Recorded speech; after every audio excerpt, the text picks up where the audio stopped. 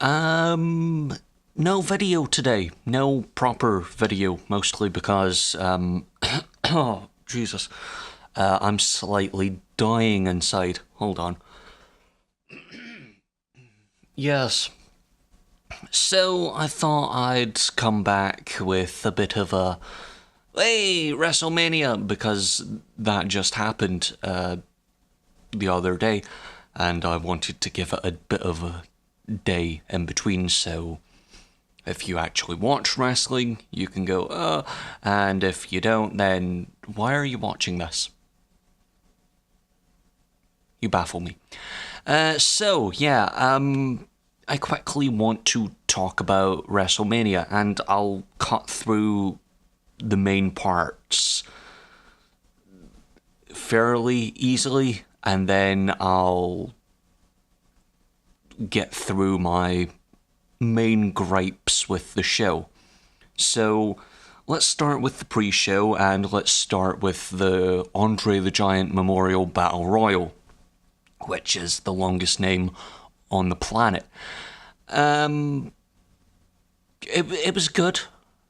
It's a good thing to open a show. It's nice, but at the same time, it's supposed to be this big point in the year that could be a launching pad for someone new and someone exciting, and then there's Matthew Cuthbert Hardy sitting there with Bray at the end. It just felt odd at that point. It just felt odd that this thing that's supposed to be the launching pad for careers is being won by a man who debuted before I was born.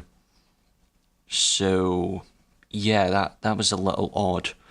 Good match, but I didn't think it was the best of the night, and I don't think it would stick in anyone's memory beyond that. Cedric Alexander defeated Mustafa Ali, otherwise known as Wrench, the cosplayer from Watch Dogs 2. I liked that. I liked the little entrance that he had. I thought, oh, right, he's getting a special bit of an entrance. He must be going over. No, usually that's how you know someone's about to win. They have someone special, or they have something special round about their thing. I mean, who was it a couple years ago? CM Punk had Living Colour with him, but he didn't really win. I'm trying to think who got a special entrance and then actually won. It was no one. I mean Charlotte this year, but we'll get to that in a minute. 205 Live. It was a short-ish match for them. I mean, where they stand out is telling a story in a long period of time. Maybe cut some of the time, because it was a 2-hour pre-show, and if you add up all the time for all of the matches, you're just peaking over 30 minutes. So the whole idea of, oh, this is the pre-show to a wrestling show, and then there's only 30 minutes of actual wrestling, feels a little off. Yeah, it was just a little odd. So, cruiserweights get a good little match in, but not. It wasn't really that match that needed to be on WrestleMania, that needed to promote 205 Live. So, the women's fallopian tube trophy battle royal thing. Yeah. I have a bit of a bitter taste in my mouth because of this one. They've basically done the whole confusion. Roman wins, sleeping outside for half an hour, and then Rusev comes in, bit from, 3 years ago at the Rumble? They basically did that storyline again, but with women, and it was a really short match. It felt rushed. I mean, I could tell you 3 points of that match. The bell rings. Okay, maybe 4. Bell rings. Carmella gets eliminated. Then there's the bit with the NXT women who, hell yeah. Then the end with Bayley throwing over Sasha. Yay, Bayley. Then, oh no, what's going on? Why is Bayley's music not playing? Oh, Naomi. And I like Naomi. I love that entrance that she does. I love everything about that. But Bayley. I mean, the match, if we're going under Andre the Giant Memorial Battle match rules, this should be a launching pad to possibly get a championship match, or to do this, that, and the next thing. And Naomi. No offense to Naomi, but I've not really been watching SmackDown as of late. I've not been watching Raw either, mostly to refresh my batteries and watch X amount of hours of wrestling over the last weekend. But the point is, Naomi doesn't feel like that wrestler that you have to have the yay, feel good moment for. Bayley taking on Sasha, throwing her over, yay, Bayley, just feels a bit more organic.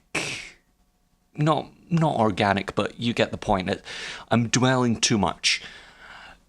Basically, I think maybe Bayley should have gone over here, and the match was a little bit too rushed to really do anything else. So, yeah.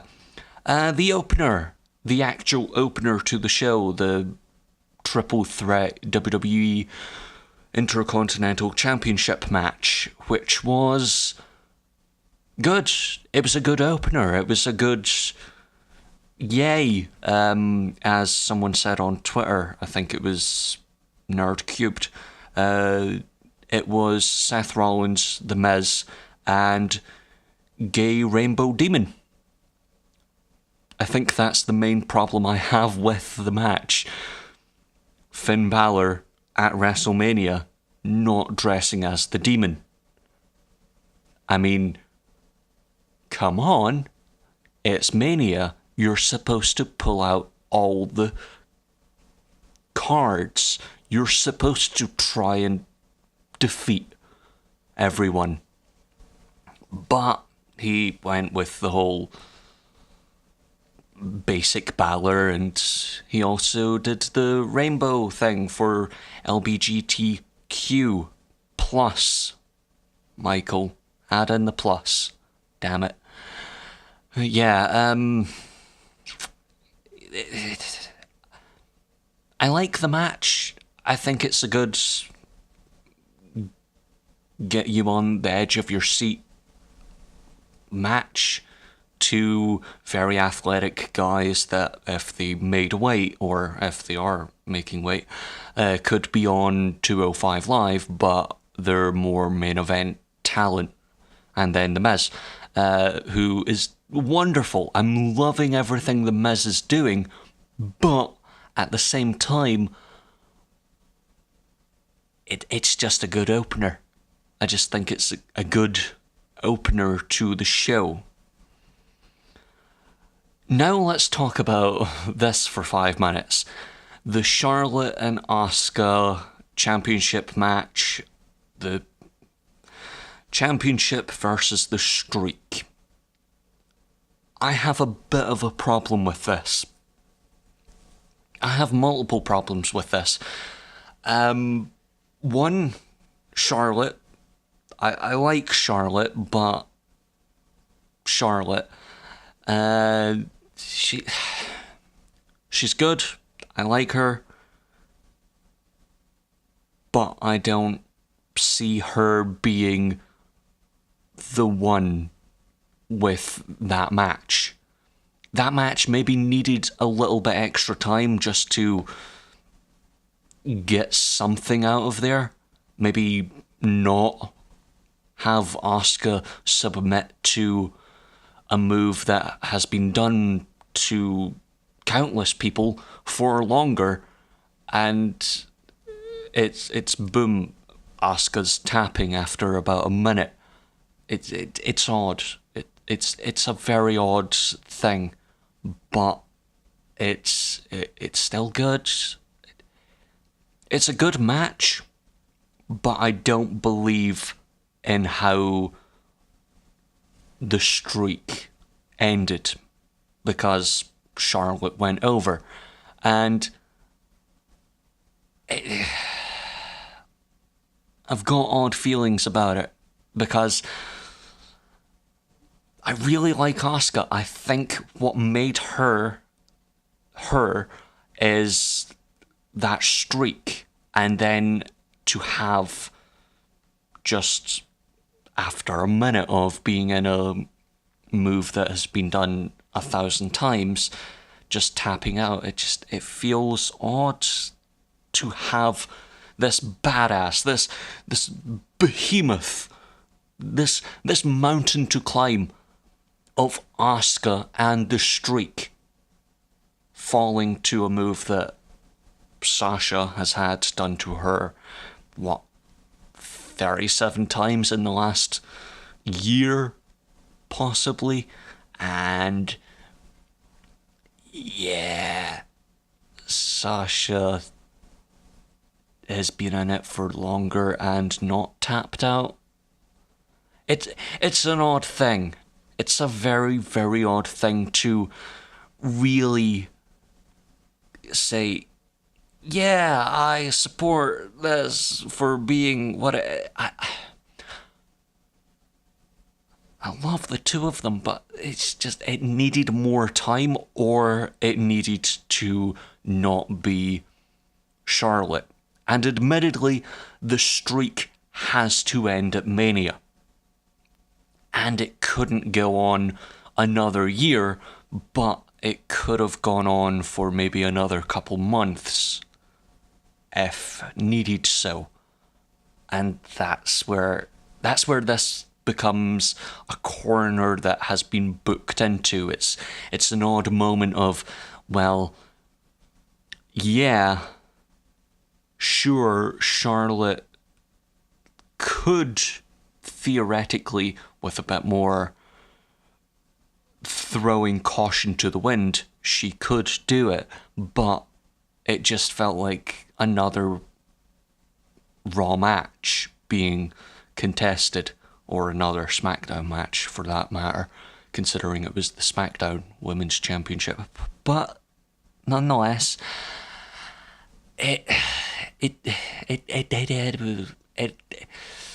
I have a bit of a bad taste in my mouth, and that's not just because I had some crappy coffee a moment ago, but it's because I don't see this as believable. I don't see it as something outstanding that I care about. I see it as something, yes, good, but at the same time, nah, I could take it or leave it. So let's go on to the fatal 4-way match for the United States Championship, of which was won by Jinder Mahal.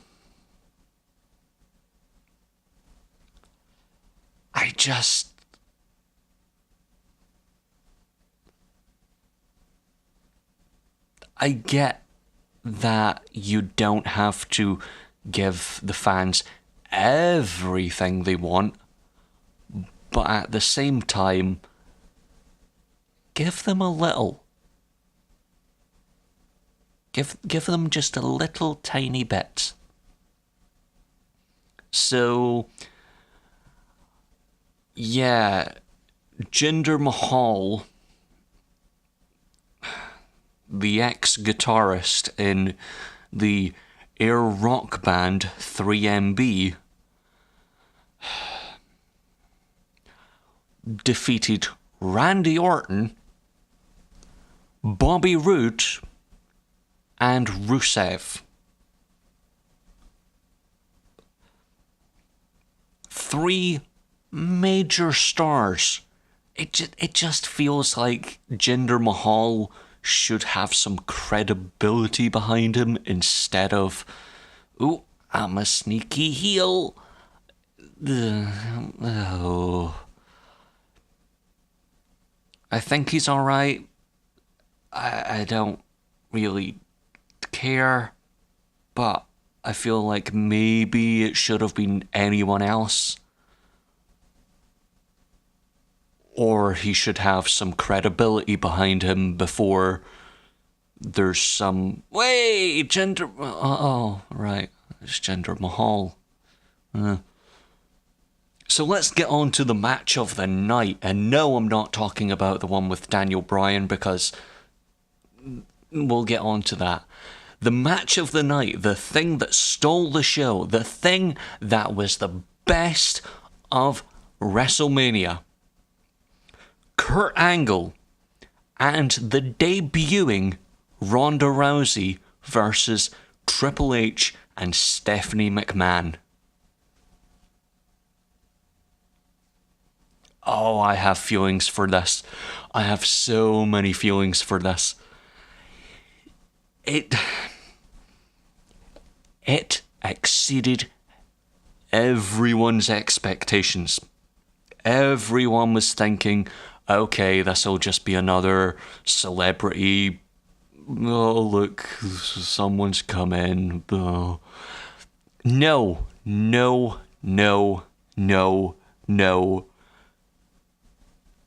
This was, yes, amazing. It wasn't the most technical match. It wasn't the match that you'd think, okay, the cruiserweights could do that and it would be acceptable.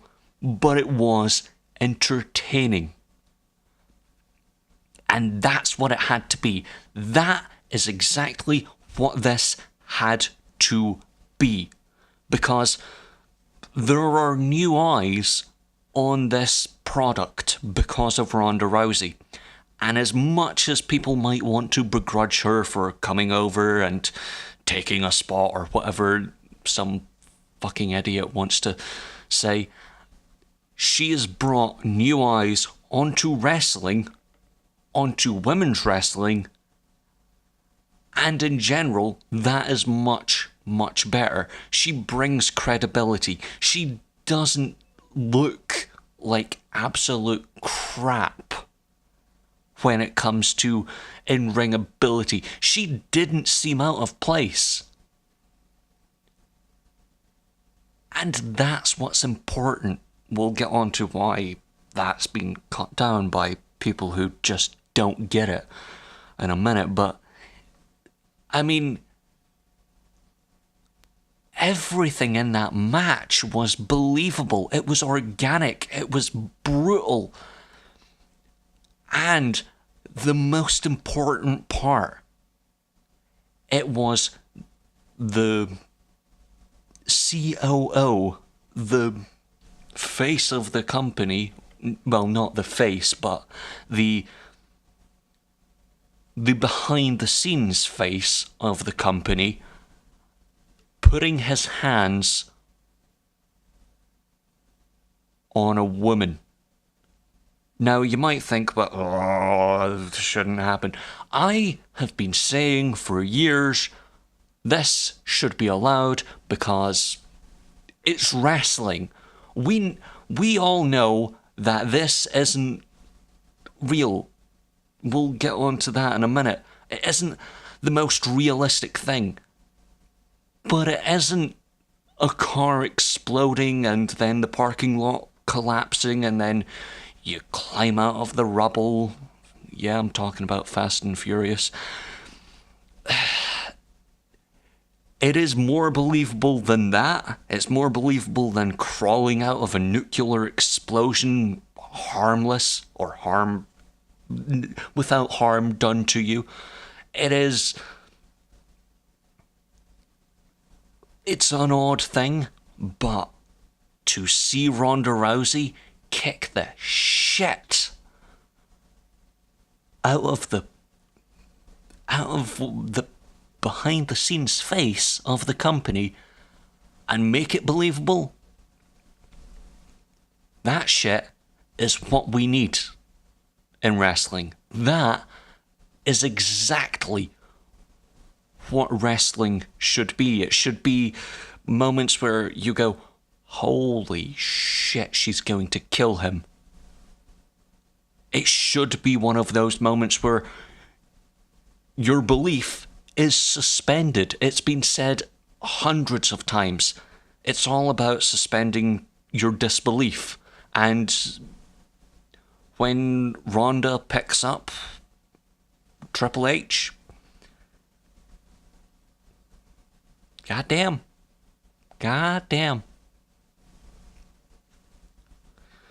And I was sitting there thinking, okay, where is she going to place this new asshole that she is going to tear for him? What is actually happening? And I loved it. It is fantastic. I think it's one of the best matches of the night. And it should be, because it was the longest match of the night. Which is... Yep. Good. Then we get on to the suspension of disbelief, and we have short people in pancake outfits coming out after the New Day blow a trombone. I'll admit, this match was the piss break. I couldn't care less about this. We all know who was going over in this. We knew it was the Bludgeon Brothers. The little bits that I've seen of SmackDown, I could tell, yep, they're building up to Mania with them. That's happening. Yep.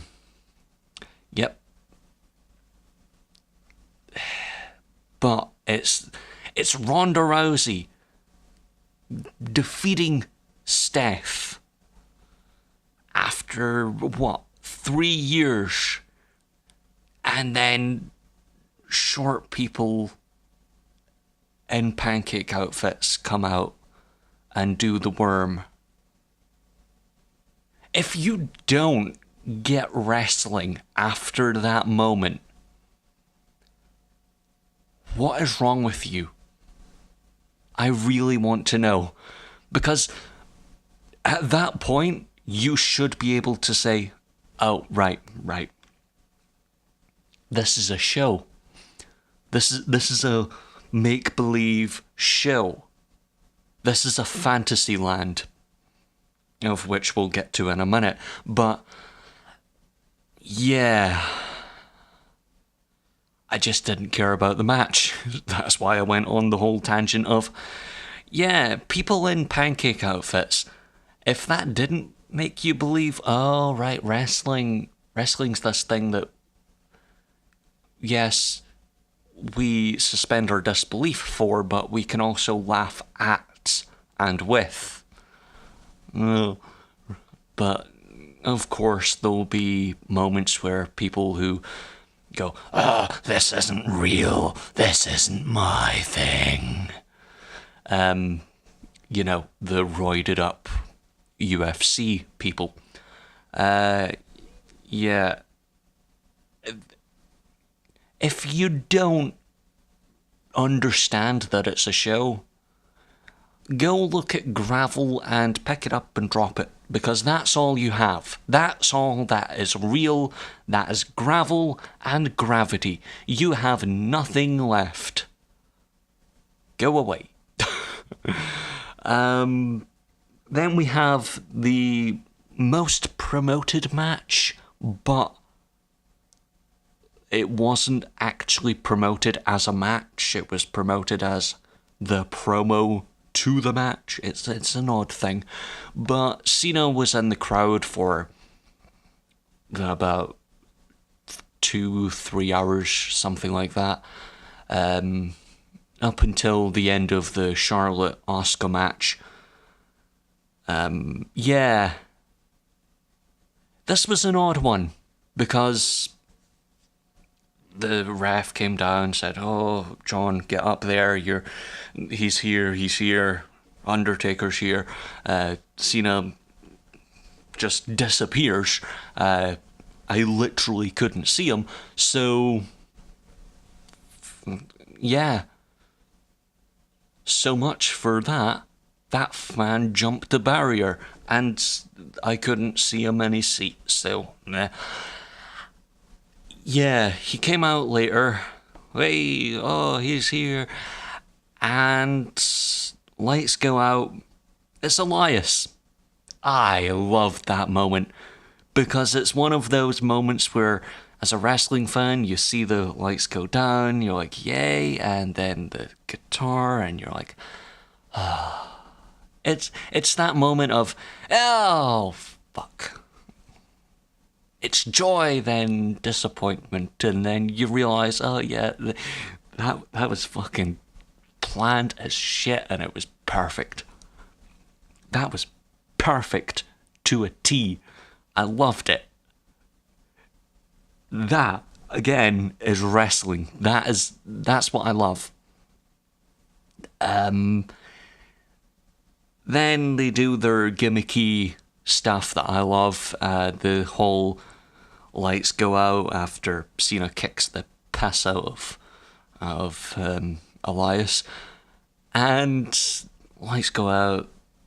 I think after that it's the jacket, the hat, the gloves, all in the ring next to a tube.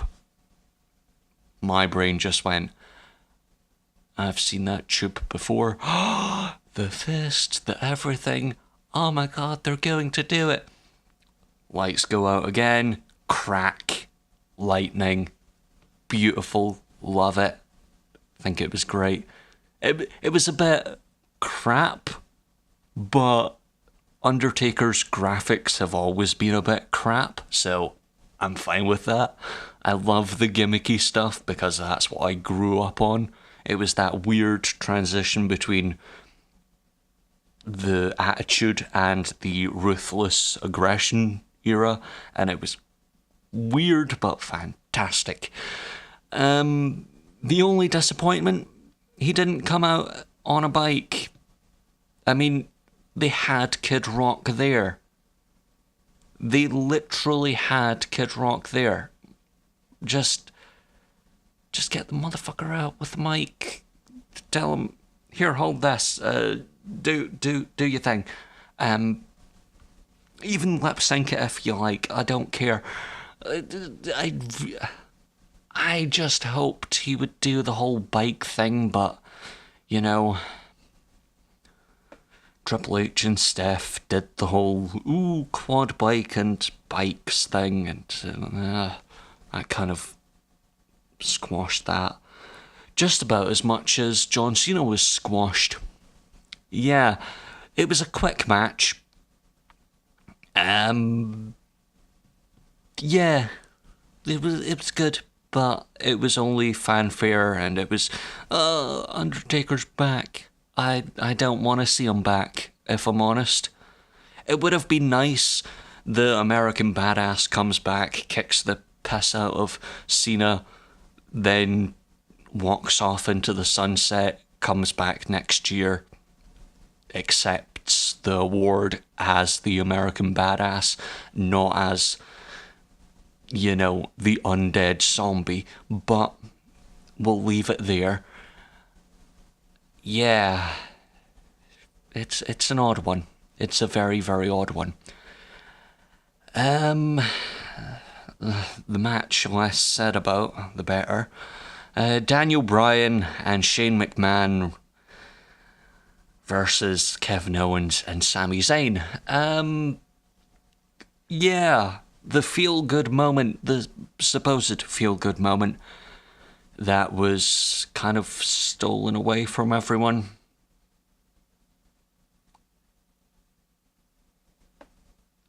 Yep. So Shane comes out, yay, oh, no one cares. You've got diverticulitis. Fuck off to a hospital. Oh, he's cleared to wrestle. Is he? Is he really? Then Daniel Bryan comes out. Yes. But then KO and Sami have their music play, and then they come out from behind and kick the shit out of the two of them. Yeah. I've got a feeling that people would have been so much happier about this match if it wasn't 50% Shane. I've just got a little bit of a feeling about that one. So, yeah, Shane takes up 50% of the match, laying on the floor, grabbing his guts, going, oh, my fucking guts, I'm dying. Which is... I don't particularly love it, but I don't particularly hate it either. I would have preferred seeing Daniel Bryan go all the way. Quite frankly, I'd have thought this would have been a much better match if it was just Daniel Bryan, because it fits into the whole WrestleMania 2.0 thing. It fits into Daniel Bryan going up against the odds, i.e. handicap match, and he wins. That would have been so much better. That would have been such a more, I don't know, organic way of getting the crowd to go, yeah, fuck yeah, that's awesome, we're finally seeing Daniel Bryan. But Shane pokes his head in and goes, oh, I must be in the match because of course I must. Good match, but ultimately I didn't really care, because for at least 50% of it, Shane is on the floor holding his abdomen. I don't care. No offense, Shane, but I really don't care. The match that 10 years ago, 5 years ago even, would never have happened, especially this late into WrestleMania.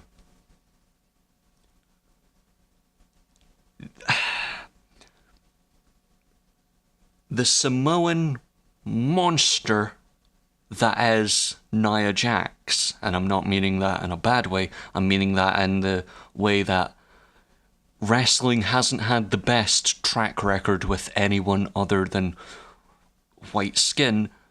So, you know, Nia Jax being the face against the all-American blonde, you kind of have the moment of, yeah, the tides are changing in wrestling. This is a whole new world, if it were.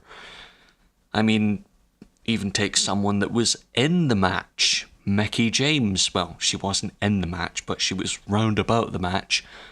Mickie James 10 years ago. Piggy James. That was an actual storyline. And now we have this.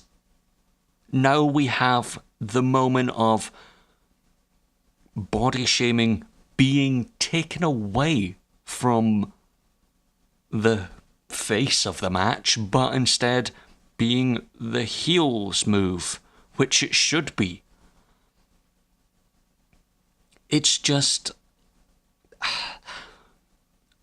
I've got a bit of a problem with this match, and that is Nia Jax hasn't felt the most believable. I mean, the build, yes, I think the build that this match has had of 8+ months has been fantastic. I love it. But Nia Jax has been beaten by Asuka, by Bayley, by countless people on Raw over the past year or so. And it just feels like, well, where's her credibility as this behemoth to climb to the top of the mountain? Where's this big show mentality of, how the fuck is this short white girl gonna defeat the Samoan monster that is Nia Jax, the fantastic Nia Jax? And I don't mean monster in a bad way, I'm just using it in the term that wrestling tends to use the monster, as in monster heel and monster babyface, where Mark Henry, he would be the monster heel sometimes and the monster face other times, but he's the try to go through me, but I'll kill you in the process kind of person. And that's what Nia Jax is to the women's division. Now, is it going to be Nia and Ronda for the title? Because if so,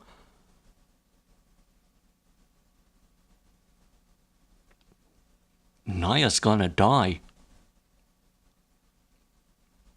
In all credibility standpoints, Nia's gonna die. And I'm saying this before I watch Raw later on, but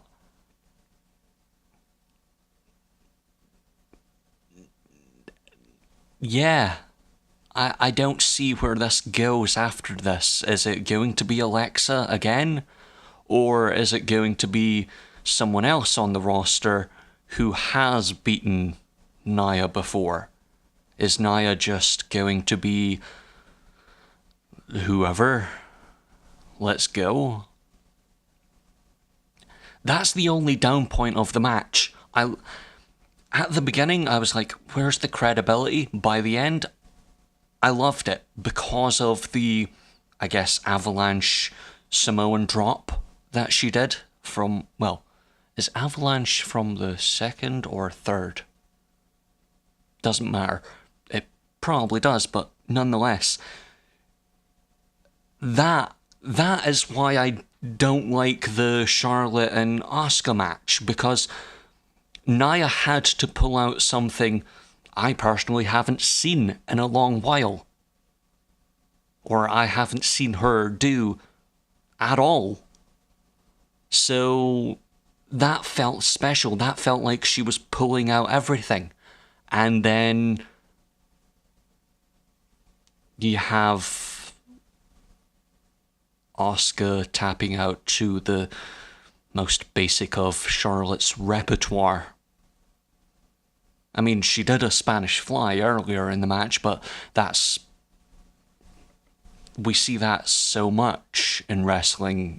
You're kind of like, okay, Spanish Fly. It's special, but not as special. if you kind of get what I'm going at here.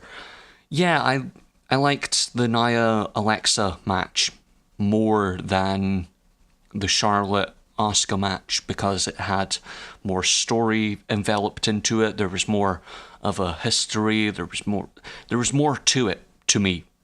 I maybe don't see all of wrestling, so maybe that's why I don't get the whole Charlotte being believable thing. But nonetheless, let's move on to the most boring, well, the second most boring match of the night. AJ Styles defeating Shinsuke Nakamura. This is supposed to be the redo, or the WWE redo of Wrestle Kingdom 10. I think it was 10. This is supposed to be, holy shit, they're actually allowed to do this. And it just felt slow, it felt boring. It was the second longest match of the night. Keep in mind, the longest match was full of energy, it didn't slow down in pace, it was organic, it had the crowd behind it, and it had Ronda Rousey debuting versus AJ Styles and Shinsuke Nakamura, who have been in the ring for over 10 years.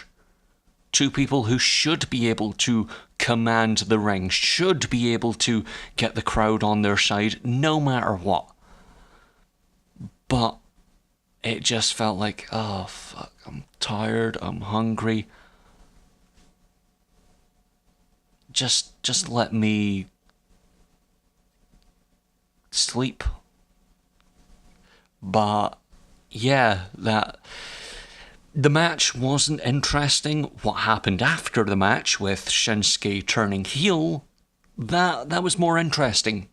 I thought it was much, much more interesting than the whole match itself. I don't remember anything about the match apart from the Styles clash, of which I'm pretty sure is the finish, if not right towards the end, and that's it. I remember more about the Women's Battle Royal than I do about the WWE Championship match. Hell, I remember more about the Raw Tag Team Championships match than I do about the WWE Championship match, but that's for a whole different reason. That's because, well, Sheamus and Cesaro come out on a float, there's the big heads for the people, and it's Mardi Gras, woo! We're in St. Orleans, I'm thinking of St. Tro. We're in St. Tro. No, we're in New Orleans. And it's I liked it. As much as some might go, it's being childish. I thought that was great. It's a show. It's meant to be entertaining. It's maybe not for you, but it's for the kids. It's for someone else. It's for people who just want to go, this is funny. This is ridiculous. And that's where it's funny. That's the moment where you go, okay, admittedly that's a little bit humorous in a second. So they come out, then they go down to the ring. Braun comes out and stands in the middle of the float and goes, ah! And all the little village people, not the ones that do the YMCA, just run away. And it's great. I love it. I thought it was fantastic. I thought that little moment, I was like, damn. That's a moment for me. That's a moment where I go, this is ridiculous. And yet people are saying, oh, this is fake, this isn't real, this isn't realism. Oh, I want realism. Meanwhile, they're watching a show where smaller people have come out dressed as pancakes. 2 people have come out with plastic hammers. An undead zombie has made things appear and disappear. A fan jumped the barrier. A whole bunch of things. And then believable. I must have believability. And then we find out who Braun's partner is. And he says into the mic, it's not someone in the back in the locker room. It's one of you! And points at the crowd. I love this. So he goes out into the crowd and wanders about. Walks right past Trent Seven, No Way Jose, and who's the other one? I'm pretty sure I saw someone else. Can't remember. But nonetheless, they have all these wrestlers, these actual wrestlers in the crowd, and you're like, motherfucker, you just walked right past someone that would have been fun. Motherfucker, you... I'm gonna kill him. No, you won't. He's a bit too big. So Braun walks around and finds a child. Not just anyone's child, John Combe, the referee for the match. Yes, his child, Nicholas. Gets Nicholas in the ring, asks him, what's your name? Oh yeah, there's my favourite bit. Braun pushes down the bottom rope, pulls up the middle rope, kind of gestures to get in. Kid doesn't get it. Pushes down the middle rope, pulls up the top rope. Get in! I love that little moment. Then Braun kind of trips over the rope again. I love him. He doesn't take himself seriously. It's great. But nonetheless, we have a 10-year-old child as the tag team champion. And he was in the ring. He did tag in. He officially became a part of the... Yep, he was a part of the match. It was a short match, but Braun carried that match on his shoulders. And another great point is when Nicholas tags in and goes, nope, fuck this. Tags back out. It's great. Love it. It was a great pickup moment. It was just, yeah, oh. But then we have the most boring and, I guess, contrite WrestleMania match. The Brock Lesnar versus Roman Reigns Universal Championship match, of which their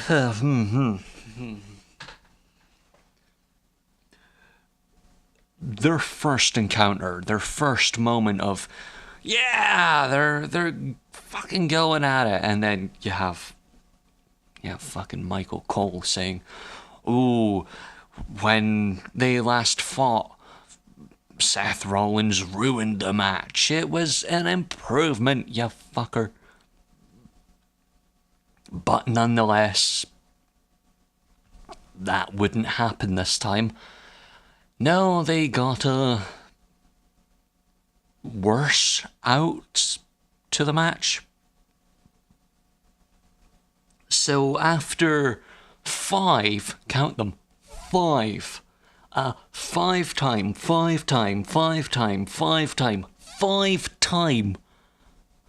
F5 whatever, Roman Reigns still doesn't kick out, and Brock literally calls him a motherfucker on TV, directly on TV, and yeah,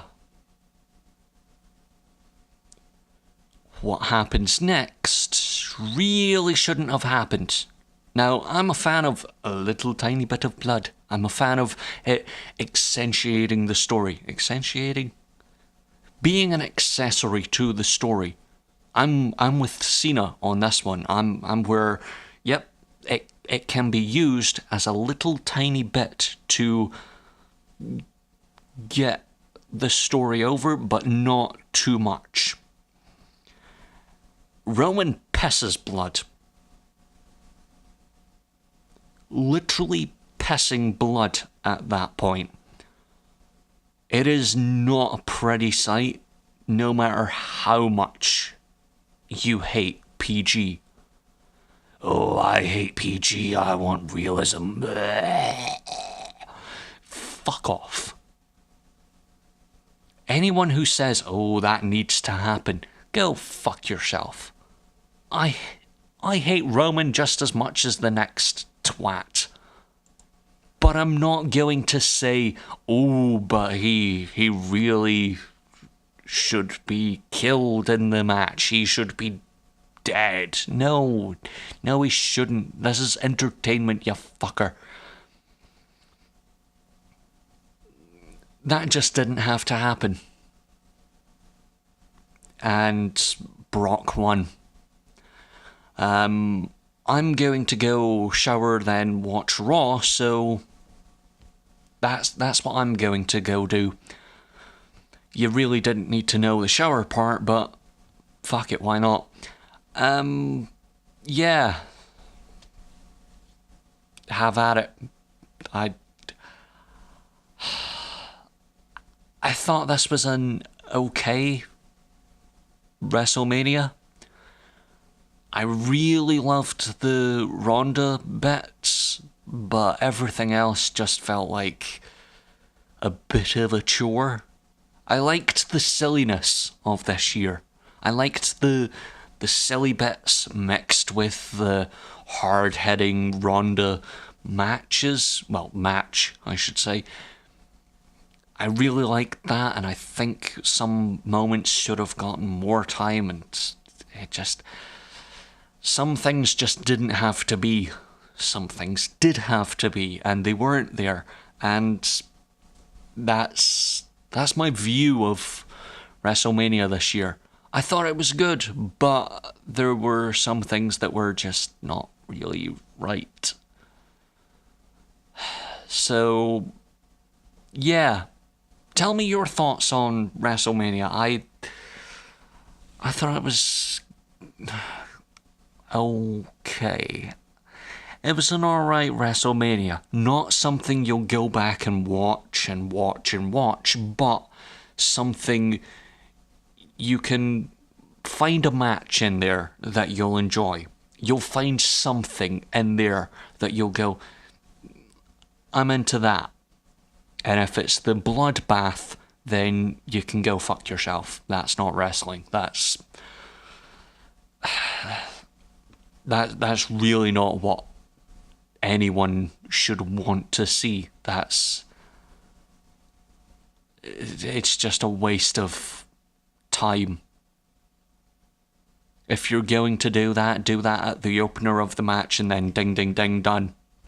What's the fucking point in waiting nearly 16 minutes? So until next time. See you next time. Ta-ra.